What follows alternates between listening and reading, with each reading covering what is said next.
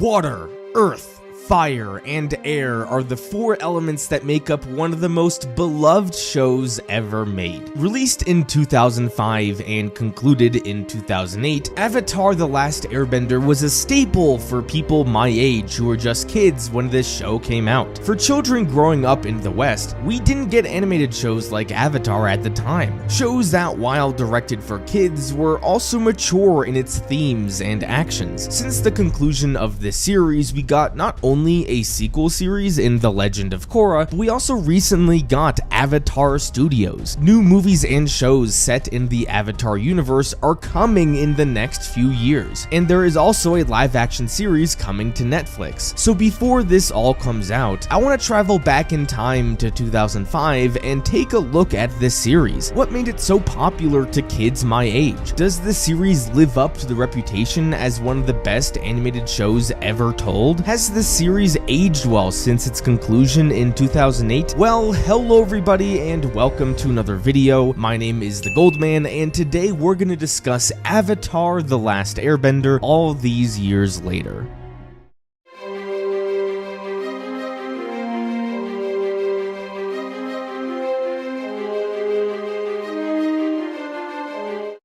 To begin this video, I want to discuss the world building of Avatar. I am a big fan of a lot of different fantasy franchises, and I genuinely believe that the world building of Avatar The Last Airbender has the best world building of any franchise that I have ever seen. Yes, this includes Star Wars, yes, this includes Game of Thrones, and yes, this includes Lord of the Rings. So what makes the world building of Avatar so great? The thought and care that went into crafting a universe where water, earth, fire, and airbending exists is remarkable. First, let's talk about bending itself. There are plenty of different magic systems that exist out there. I sat down and asked myself, what makes all the popular magic systems so great? The answer that I came up with is how simple and realistic they all are. One of the cardinal rules of magic systems is not what your magic can do, but what it can't do. In Avatar, it's established early on that a person, besides the Avatar, can bend only one of the four elements, and you are either born a bender or you are not born a bender. Also, the elements are incredibly simple. We all know what water, earth, fire, and air are, so when Katara is showing us her water bending for the first time, right away the audience has a grasp on what bending is. With earth and water benders, they can't just spawn water and earth out of thin air. They can only bend it if said element is near them. With each element, there's also different kinds of sub-bending. With fire bending, you can also lightning bend. With earth bend, you can also metal bend. With water bending, you can also blood bend, and so on and so forth. Having these sub-bendings adds layers to the magic system. But not only that, but these sub-bendings seem like a logical progression of the bendings we already know. It's not until season 3 where we are introduced to blood bending. Even though we had never seen blood bending in the story up until that point, in the eyes of the viewer, it makes sense that a waterbender could bend a person because people are mostly made up of water. Now, with the introduction of all these sub-bendings, the writers need to be very careful. In storytelling, it is incredibly dangerous to introduce new powers later in the story, because if a set of powers is established early on and then later on new powers are introduced, the audience may ask themselves why these powers were never used before. This is something that Star Wars has struggled with recently. With that being said, Avatar The Last Airbender does not suffer with these same issues because the writers had mastered power escalation. With these fantasy stories that have these complex magic systems, it is clear to the viewers that some people are more powerful than others. In Star Wars, for example, there is no objective indicator of who the most powerful Force users are, but based on the stories and the feats certain individuals are able to accomplish, you can tell who is more powerful than who. We know that at least during the events of the prequels, Palpatine and Yoda are the most powerful Force users. Some of you may argue it's Anakin who's the most powerful, and you'd have a fair argument. With Luke, you can just tell that in Return of the Jedi, he is more powerful than his counterpart in The Empire Strikes Back. Now, some of you may bring up midichlorians, but I wouldn't count that as an objective marker of how powerful someone is. So Avatar, like Star Wars, has mastered power escalation. Based on the feats of certain characters, we can tell who is more powerful than who. A great example that was pointed out by the YouTube channel Savage Books is with the Tiger Dillo stance. Growing like a Tiger Dillo is the way way a firebender can show how powerful they are. We see Aang initially try to blow fire, but he can't do it. A few episodes later, when Aang has some training, he is able to produce more fire. So when we compare these two scenes, we can not only see that Aang is stronger with firebending than he was before, but also that he has progressed with his firebending training, which is an incredibly important part of the series. In the finale, when Aang confronts Ozai, he does the firebending stance as well, and we see how powerful he is based on how much fire he is producing. And then at the end of the fight, when Aang is floating in the air and he has fire being shot out of all of his limbs, the viewers acknowledge that this is the most impressive feat of firebending we have seen in this series, and thus it makes him the most powerful. When comparing Aang to Ozai to Aang again, we can tell who's the most powerful. Sticking to firebending, we've seen some power escalation with lightning bending. When we see Iroh and Azula lightning bend, we see the motion they must both go through in order to summon lightning. They both have to do this weird dance type thing before they can shoot lightning. When we compare this to Ozai in season 3, we can tell that Ozai is incredibly powerful because of how fast he is able to summon lightning. When we compare the windup of, say, Ozai to Iroh, it is night and day. Ozai is incredibly powerful. When we look at Toph, it may seem silly that a 12-year-old girl would be the most powerful earthbender in the world, but when you consider how a blind person would use earthbending, it makes perfect sense. When Toph is awake, she is using earthbending every second. She needs earthbending to see and survive. It doesn't matter how much an ordinary earthbender would train. Toph needs earthbending, and needs for survival always trump passion. In a way, Toph's ability to feel everything around her is her own form of subbending. In the grand scheme of all the elements, the writers also used these subbendings that I mentioned before as a marker of power escalation. The most basic use of each of the bendings is simply moving or summoning the element. With waterbending, for example, if we can see a waterbender turn water into ice, that's still fairly basic, but it's a more advanced form of waterbending. The same could be said for healing. When we get to bloodbending, considering we have only seen Hama use bloodbending, we acknowledge that this is probably the most advanced form of waterbending. I know this next example is from The Legend of Korra, but when we see Zahir literally fly with airbending, something Aang couldn't do himself, we realize that this is probably the most advanced form of airbending. It would have been incredibly easy for the writers to portray power escalation as simply bending more of an element. The larger of a rock an airbender can lift, the more powerful the earthbender. While this is true, using these subbendings as another marker for power scaling is fantastic. The little details like the windup of lightning bending, or being able to blood bend someone, or being able to metal bend, or being able to literally fly add so many layers to this magic system. One of Brandon Sanderson's laws of magic is that the limits to a magic system matter just as much as the power themselves. Benders of every element can't just master the element and all its subbending. They must learn and train hard in order for them to become powerful. Sticking to power scaling, when you have all these types of subbending within the 4 elements, it makes fights in general so much more fun to watch. If you were to take 2 benders completely at random and have them fight, you have 16 different types of bending matchups. You could have an airbender fight a firebender, you could have a waterbender fight an earthbender, you could have an airbender fight a waterbender, you could have a firebender fight a firebender. And with the added elements of subbending, you get an even wider variety of potential fights. Not only is this just cool, but it means that every time we watch a fight, we're getting something unique. We've seen Aang and Zuko fight each other plenty of times, but each time it's different based on the location and how powerful each person has become. This is what keeps the fights in Avatar fresh and keeps the audiences engaged. If I had to choose what I love the most about the magic system, it's that each bending style is based on a real martial art. If you were to watch the behind the scenes videos of the series, you will see that the writers brought in real martial artists to model all the different bending styles. It would have been incredibly easy for the series to style bending similar to what Wanda does in the Marvel movies. She kind of just flails her arms around willy-nilly. While it's still fun to watch, it doesn't have the grace and realism to it that bending does. Most viewers of the series probably never noticed that these forms of bendings are based off of real martial arts, but it's something that we subconsciously notice, and that's important. The magic system that is bending is one of the best magic systems I have ever seen. There's so much depth and nuance to it, which makes it all that much better for the story. While the bending and how it's crafted is borderline perfect, I would argue it is still not the most impressive aspect of the world building of Avatar. It's not how the 4 elements were crafted that's the most impressive, but how the 4 nations were crafted. On the surface, it's pretty basic. There's 4 elements and 4 nations, each element for each nation, and each nation has a significant portion of people who can bend the element of their nation. But when you dive deeper into the makeup of each of the nations, it is so much more complex than that. First, it's important to point out that the 4 nations are loosely based on real Asian cultures. The Fire Nation is incredibly similar to Japanese culture, the Earth Kingdom is based on Chinese culture, the Air Nation is based off the Buddhist monks, and the Water Tribes are based off the Inuit tribes. When you look at the aesthetics of each of the nations, you will notice the similarities. Basing the 4 nations on real cultures was a great way to start at developing the nations. But what Avatar does masterfully is craft how the cultures would realistically exist if they had the ability to bend the 4 elements. Let's take a look at the geographic locations of each of the nations. The Water Tribes are located at each of the 2 poles. Sure, waterbenders could exist if they lived at the equator, but placing their nations at the poles was genius. At the poles, you're gonna have more snow and ice, which is all water. When you really think about it, the way a waterbender can bend ice is the same way an earthbender can bend earth. The places in the world that have the access to the most amount of water are going to be the North and South poles. But let's compare the 2 tribes. It is established in the first episode that the Southern Water Tribe has no waterbenders besides Katara. If we were to look at the construction of the Southern Water Tribe, at least what we see, it's fairly primitive. They have a few igloos and some walls, and that's it. If we were to compare this to the Northern Water Tribe, the tribe that has hundreds of waterbenders, we see how impressive their architecture is. They're able to build these giant castles and buildings out of ice because they have waterbenders to bend the ice. I also love the details of how the waterbenders use the waterbending to, say, open gates or move boats down rivers. It totally makes sense that waterbenders would use their bending to make their tribe more advanced. A similar thing could be said about the Earth Kingdom. Throughout the series, we are taken to many different castles within the Earth Kingdom. For one, it makes sense that the Earth Kingdom would have the largest amount of castles because they don't really need to build them. They can just get a bunch of people who can earthbend to make their castles. With the city of Omashu, I loved how they actively had earthbenders move these crates around the city. If you could transport materials across the city faster using earthbending, it makes sense to have that built into the foundation of your city. When we look at the airbenders, they don't have the luxury of being able to physically build their nations with their element, but they do have the benefit of building their castles in dangerous locations. All the air temples are either built on the top of mountains or on the side of a cliff. It makes sense that the Air Nation would build their temples in places that only the airbenders could reach. Also, their temples are far more vertical than horizontal. This would make sense because it's incredibly easy for an airbender to move vertically. The risk of falling to their death isn't really present for the airbenders because if they're falling, they can just take out their gliders and fly back up. The best example of this would be the Western Air Temple. Their temples are literally built underneath cliffs. If I had to live there, I would have anxiety beyond belief. But with the airbenders, it doesn't matter because they could just fly from one building to the next. This was a genius way to construct the air temples. Lastly, let's look at the Fire Nation. They may not have any geographical advantages or these incredible castles, but what they do have is the most advanced technology. We see they have these factories and these airships and these tanks. It would make perfect sense that the Fire Nation would be able to power these factories and vehicles because they can use fire as their fuel. I also love the parallels between the Fire Nation and the Industrial Revolution. It adds another element of realism to the series that again makes perfect sense given what we know about the world of Avatar. The way the writers were able to use the 4 nations and the elements to create cultures that would realistically result from being able to bend the elements was again genius, but it doesn't stop there. Bending is a wonderful magic system. The way the benders use their geography to run their nations was also genius, but Avatar goes even deeper and uses the 4 elements as a way to build the cultures and the personalities of the nations. Let's look at the airbenders. What do you think when you think of air? I think of something that is free-flowing, smooth, calm, peaceful, essential for life. When you look at the air nomads, they are all of those things. The way the airbenders are taught to fight is to be light on your feet, to be smooth like a breeze, to be a leaf in the wind. One thing that we learn about the air nomads is that they don't necessarily belong to an air nation. There's no government that governs all the air temples. They live a nomadic lifestyle and can roam free across the earth, kinda like how air roams free. Air nomads are also taught to value all life and to never kill. This is why they're vegetarians. Air is essential for all life on earth, so to me it makes sense that it's the air nomads that value all life. Let's now take a look at the complete opposite element, Earth. What do you think of when you think of Earth? I think of tough, strong,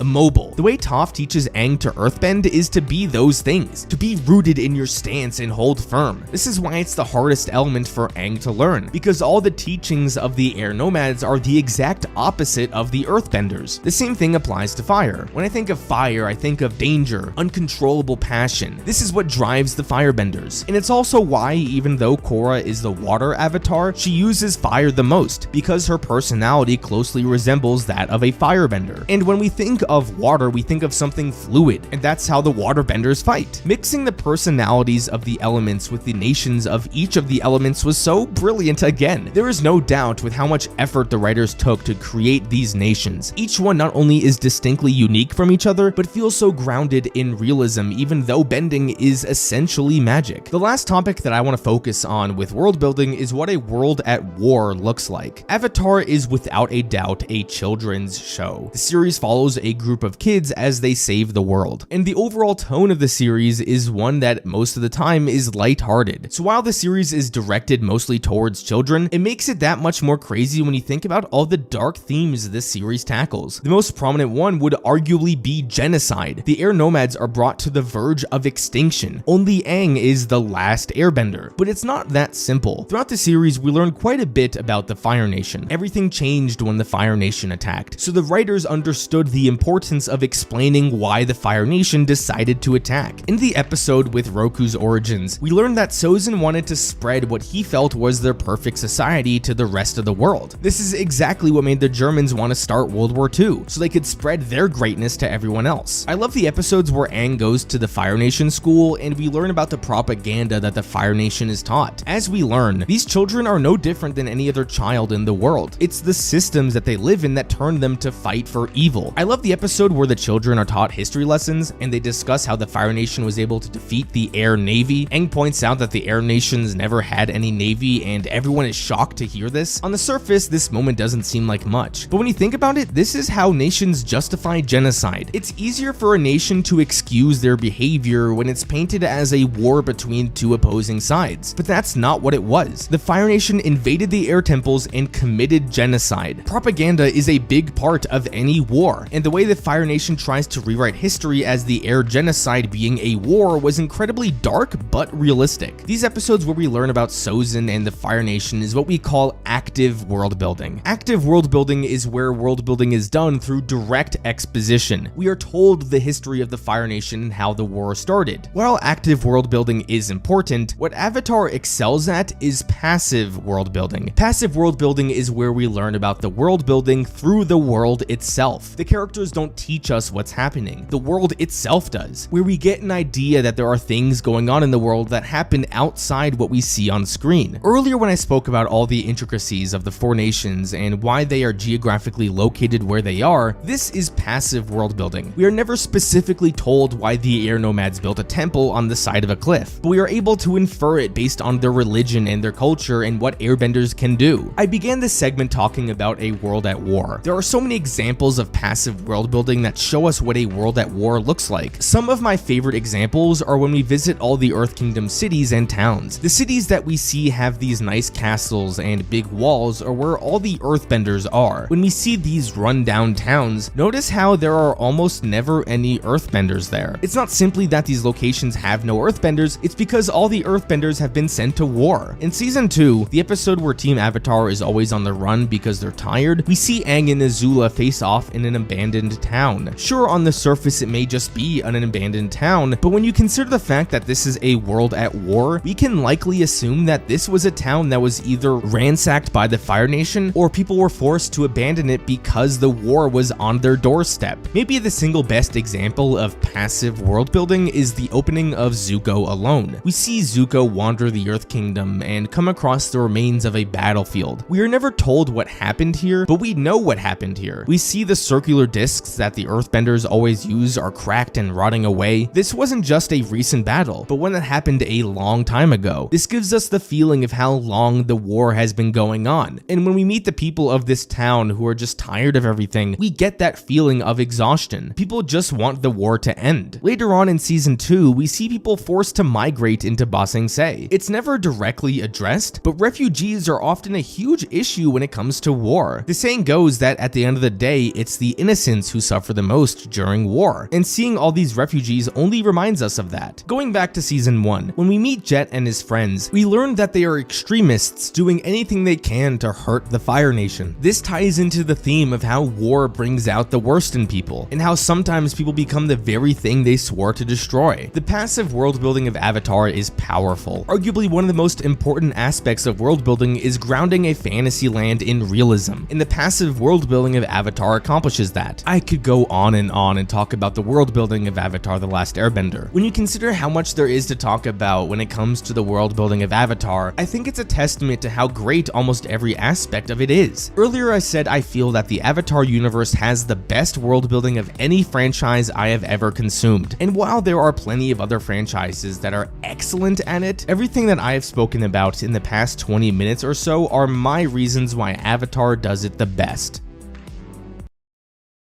Before I continue on with the rest of this video, only 8% of my viewers are subscribed to this channel, so if you're enjoying this video, please consider subscribing for more content like this. Thank you.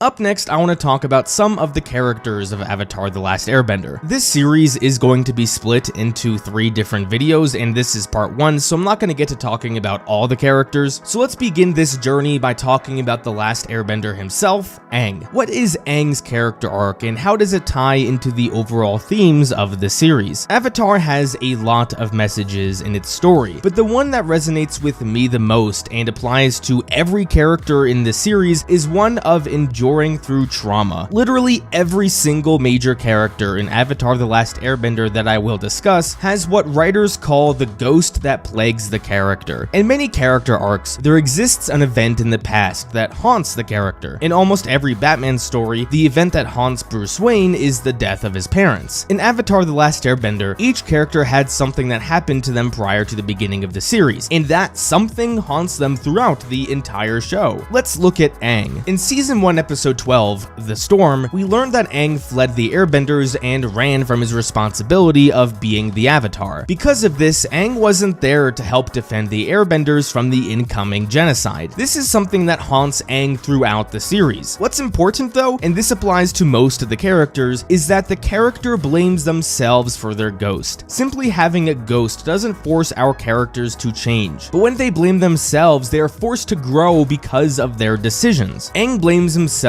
for the near extinction of the air nomads because he ran away, and the guilt that Aang feels because of this ties into his arc beautifully. There are a lot of misconceptions about Aang's story that leads to some frustrations people have with the ending of the series. Some say it's simply about mastering the 4 elements. Others say it's about him maturing into adulthood. While both are true, it's missing the big picture. Aang's story to me is about finding balance between who he is as a person and the person he needs to become to save the world. From Aang's very first words, we clearly see he's just an innocent kid. He doesn't ask where he is or what's going on, he just asks Katara if she wants to go penguin sledding with him. And in the subsequent few episodes, he doesn't plan his journey to the Northern Water Tribe based on what's most efficient, he plans it based on places he wants to go so he can have fun. Aang is incredibly immature, which he should be considering he is only 12 years old. But also from the first few episodes, Aang is told that he must master the 4 elements so he can defeat the Fire Lord and save the world. So the person who Aang is directly contrasts with the person he needs to become, and this is the basis for his character arc. Throughout the first 2 seasons, Aang is constantly told by other people what he needs to do to defeat the Fire Lord and save the world. He's told he needs to master the other elements, he's told he needs to master the Avatar state, and he's told he must embrace his power. But Aang wants none of that. Aang ran away in the first place because he didn't want to be the Avatar. He doesn't want all this power, he just wants to be a kid. Aang struggles with his inner self and the expectations people have of him constantly. At the end of the first season, he transforms into this water spirit and annihilates the entire Fire Nation Navy that's at the Northern Water Tribe. The world sees this as a major win. Aang was able to tap into his immense power and he saved the Northern Water Tribe. But Aang is scared of himself and what he may become. He isn't happy with what he just did. Aang values all life and and he just murdered an entire fleet. Aang gave into what the world expects of him, and he feels worse off because of it. One aspect of the series that I love so much, and I'll probably get into this in another part of the video, is how it handles filler. When audience members hear the word filler, usually they just cringe because they see it as the series wasting their time, but Avatar handles this perfectly. There are plenty of filler episodes in this series, but every time there is a filler episode, we learn a lot about our characters. The purpose of a filler episode should be where the story can take a break from advancing the plot so they can focus more on the characters. Throughout almost every episode, and especially the filler episodes, we are shown one of the best traits about Aang, and that is his unconditional compassion. From the first episode, we see that Aang's priority is not to fight the Fire Nation, but to save the people they are attacking. Throughout the rest of the series, we see how Aang is always doing his best to care for other people even when they may not deserve it. My favorite example of this is with the Blue Spirit episode. Aang is captured and Zuko saves him because Zuko wants to be the one to deliver Aang to his father. At the end of their escape, Zuko gets knocked out and Aang has to make a choice. He could run away or save Zuko. Aang has no reason to help Zuko. All Zuko has tried to do is capture Aang or hurt his friends. Even by saving Aang, Zuko is doing it for selfish reasons so he can get the credit for himself. Aang knows this, but he decides to help Zuko anyway. He even waits for Zuko to wake up so he can talk to him. Had Aang left Zuko behind, Zuko would most likely have been executed for his actions. So without any good reason to do so, Aang shows Zuko compassion and saves his life. This is just one example of many. While showing compassion is one of Aang's biggest strengths, it should be noted that he isn't perfect. It's incredibly important to show that even your most good-hearted characters aren't perfect and that they do slip at times. There are so many times throughout the series where Aang is furious and does not show compassion, like in the desert when Appa was stolen. He acts like a jerk to his friends and almost murders all the sandbenders. Many people call Aang a hypocrite because he says he doesn't kill people when he's clearly done it in the series a few times. Just because Aang has slipped a few times doesn't mean he's a hypocrite. He's doing his best to preserve all life, and he's not perfect. He is only 12. Depicting your characters as flawed individuals is essential for a functioning story, and Avatar The Last Airbender does that. I could go through every instance of Aang struggling with compassion or being told to do things he doesn't want to do, but we would be here forever. So I want to flash forward to the ending of Season 2. Aang has constantly been told what he needs to do to save the world, and in a way, it all culminates in his training with Guru Pratik. He tells Aang that in order to master the Avatar state, he must forego all his attachments, especially to Katara. Aang rejects this immediately because love and compassion is deeply rooted into who he is as a person. It's simply not who he is to forego attachments. Aang has made so many sacrifices up to this point so he can become a better Avatar, but he will not make this sacrifice and he leaves to go save his friends. During the Battle of Ba Sing Se, Aang is forced to make a choice. He's pushed back into a corner and decides to forego his attachments and enter the Avatar state. But this almost costs him because Azula shoots him with lightning and he almost dies. Aang is saved because of the magic water, but he almost suffered the ultimate price. Aang betrayed who he was and he suffered his biggest defeat. In the Season 3 premiere, Aang wakes up disappointed in himself. He's failed yet again and he runs away just like he did 100 years ago. But by the end of the episode, he composes himself and is ready to endure. Up to this point in the series, I pretty much love everything that has been done with Aang. He's certainly grown as a person, but the struggle between who he is and who people want him to be is still there. He's progressed along his arc, but he is not done yet. So while I pretty much love everything the series has done with Aang in the first 2 seasons, I do have some critiques of Aang's story in the 3rd season. If you take out the first episode and the concluding episodes, Aang doesn't really progress much along his arc. We see him go to a firebending school, which was great for world building. Then we see him struggle with his anxiety about the attack during the invasion. It fails, and then he's on the run for a few episodes. He meets up with Zuko and learns firebending, and then we're at the end of the season where he needs to fight the Fire Lord. I felt like almost all of Season 3 was about developing the other characters instead of furthering developing Aang. But with that all set aside, let's discuss the 4-part finale and how this series concludes his story. Easily the most discussed aspect of this finale was was the energy bending and how Aang learned it. Aang throughout the entire series was learning to master the 4 elements. In the finale, Aang all of a sudden has an epiphany where he can't kill the Fire Lord. Not once is it mentioned that Aang doesn't want to kill the Fire Lord until the Southern Raiders episode. He meets with this lion turtle and is granted the gift of energy bending. And then in the final battle, he uses the ability he didn't have to learn in order to defeat the Fire Lord. On some level, I do agree with this criticism, but for a different reason. To me, it makes perfect narrative sense that Aang would not want to kill the Fire Lord. Even if it wasn't specifically mentioned until this point, Aang is a known pacifist who values all life. It can be reasonably assumed that Aang would have an issue with murder. He meets with some of the past avatars and they all tell him that he must kill the Fire Lord. Even his friends are telling him to do that as well. In the final moments of the series, everyone is telling Aang to betray who he is in order to defeat the Fire Lord. The dilemma that Aang has struggled with all series has finally caught up to him and now he must make a choice. So when it comes to the final battle, his struggle shouldn't be about using all the elements to defeat the Fire Lord, even though it is cool seeing him use all 4 of the elements. The struggle should be about if he's finally going to betray who he is. But he doesn't and decides to use energy bending to remove the Fire Lord's bending and save the world that way. So this is the proper culmination of his arc, but it could have been done so much better. For one, the criticism of Aang being able to learn energy bending on the spot from this lion turtle, I agree was a bit lazy. This should have been something he actively sought out for a few episodes instead of it being granted to him. But if the story had to grant him this ability magically, it would have been far better if the audience knew right away Aang can take away someone's bending. Going into the final battle, we know Aang does not want to kill the Fire Lord, but we have no clue how he's going to stop him. So when it does happen at the end, it kind of just feels like it came out of nowhere. If we were told this before the fight that Aang could remove people's bending, then there is added tension during the fight. Will Aang defeat the Fire Lord easily, or will he risk everything to try and resolve this issue peacefully? It is shown on a few occasions that it would have been far easier for Aang to just kill the Fire Lord, but he's still going to try and save the world his way. But even if this change was made, it still doesn't resolve the biggest issue I have with the finale, and it's that there's no clear reason why Aang should spare the Fire Lord's life other than that's what he believes in. I want to compare this ending to the ending of Star Wars Return of the Jedi, because I feel Luke's story and Aang's story are almost identical. In Return of the Jedi, everyone is telling Luke that he must kill Vader. Obi-Wan says the Emperor will win if Vader is not killed, but Luke doesn't want to do that. He wants to stick to his own values and try and save his father from the dark side. Throughout the final fight, Luke struggles with this. After Vader threatens to turn Leia, Luke loses control and almost kills Vader, but he is still able to stop himself and spare his father's life. Vader was able to redeem himself and kill the Emperor. If Luke never showed his father that compassion, then the Emperor would have never been defeated. If Luke did kill Vader, he would still probably be defeated by the Emperor anyway, or turn to the dark side. If Luke had listened to everyone else, he would have lost, but because he stuck true to himself, he won. Let's compare this to Aang. Everyone is telling Aang to kill the Fire Lord, but he wants to show compassion. Let's say there is an alternate ending where Aang does kill the Fire Lord and listens to his friends. The aftermath is the exact same. If Ozai is killed, then the Fire Nation is defeated and Zuko becomes the Fire Lord and the world is saved. There are no real stakes in this final fight because whether or not Ozai is killed or his bending is removed, Aang still saves the day. Like Return of the Jedi, there needs to be a negative consequence of betraying your true self, and Avatar The Last Airbender doesn't have that in its finale. So if I were to hypothetically rewrite this ending, I would add a reason Aang wants to spare Ozai's life other than his own morality. Maybe it's that Aang realizes that if he kills Ozai, the war won't be over, that the Fire Nation would endure in order to try and avenge Ozai. But with the alternative, if Aang spares Ozai, then maybe the Fire Nation appreciates Aang's mercy and decides to end the war. Now that I think about it, the resolution of this series is kinda silly. Why does Ozai losing his bending result in the end of the war? There are still most likely hundreds if not thousands of people within the Fire Nation that share Ozai's beliefs. Do they all of a sudden agree to surrender because Ozai can no longer firebend? The resolution should have acknowledged Aang's compassion, and that's why the war would end. But I've already made my peace with that. Despite my criticisms of the conclusion to Aang's story, Aang is still a fantastic character. His story teaches us the importance of compassion and being true to who you are, and I love that. Aang is a hero to thousands of people in the world, both in Avatar and our real world. I didn't grow up on Avatar The Last Airbender. I only watched it for the first time during the 2020 pandemic, but I know that if I was a kid watching the series for the first time, that I would look up to someone like Aang. And frankly, that's the most important part about the protagonist of a fantasy series, that they set a good example and inspire millions of people to do the right thing. And even with its faults, Aang's story accomplishes that.